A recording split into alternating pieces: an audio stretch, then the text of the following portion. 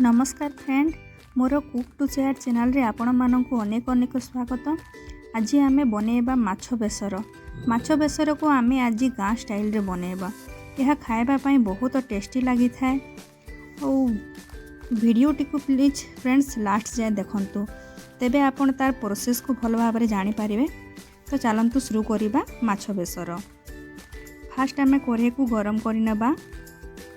तापरे आम से बेसी तेल नहीं 2 चामच तेल नहीं जिबा। तापरे लंका गोटे पकेदबा। आपन जेमती आपको घरे जेमती खाउतबे सेमती लंका देबे से हिसाब रे मु गोटे लंका देइछि।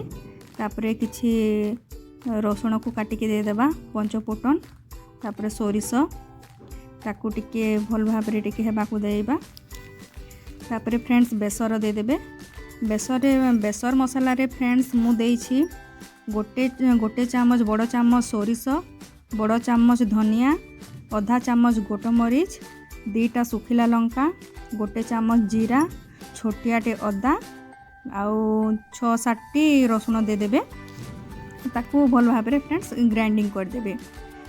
तापर ग्राइंडिंग कला परे फ्रेंड्स ताकू आधा घंटा आगरू ग्राइंडिंग करके रखिथिबे।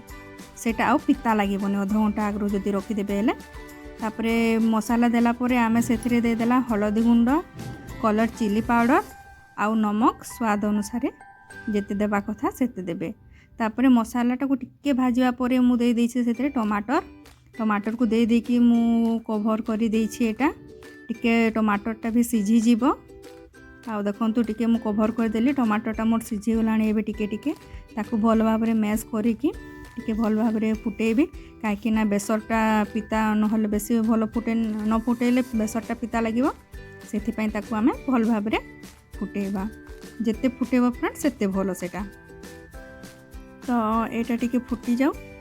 तापरे मु ता ऊपर दे देली दही फ्रेंड्स 2-3 चामच। आपण आमूल खट्टा भी आमूल भी दे पारिबे, नहले दही देबे।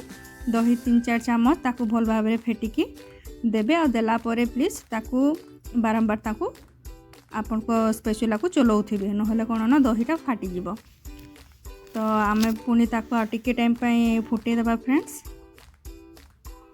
तापरे फ्रेंड्स मु नै छेती छोटो माछ को फ्रेंड्स खाली सेतिरे हलदी टिके आ लूण टिके देकी मु किसी देनी। हलदी आ लूण टिके देकी ताबारे मु नॉर्मल ताकू भाजी देछि। छोटिया माछ को भल भाव रे धोईकी तार सब सफा करिकी मु भाजी देछि नॉर्मल। तापरे आपण एठी छोटिया माछ भी दे पारिबे, नहले आपण जदी बड़ माछ जदी करिथिबे बड़ माछ भी एई सेम प्रोसेस रे बड़ माछ को भी भाजी की दे पारिबे। यहाँ फ्रेंड्स टिके खाइबा पई टिके टिके खट्टा लागि थे। तापरे सोरिषर फ्लेवर आसी थे तो बहुत बढ़िया लागि थे। फाइनली आमे दे देबा इतरे धनिया पत्र। लास्ट आमे धनिया पत्र देबा।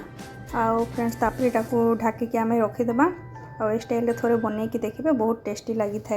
एटा गाँ स्टाइल रो आगो कलर रो दादी माँ माने एमती जे माने बनाउथिले तो बहुत टेस्टी लगे। तो प्लीज फ्रेंड्स जदि आपन को ए रेसिपी भल लागुछि तो लाइक शेयर एंड सब्सक्राइब करि देबे। Bye friends. फाइनल लुक देखि नियंतु ता केमती देखिबा पई जेमती सुंदर लागुछि खाइबा पई भी एते टेस्टी हे था।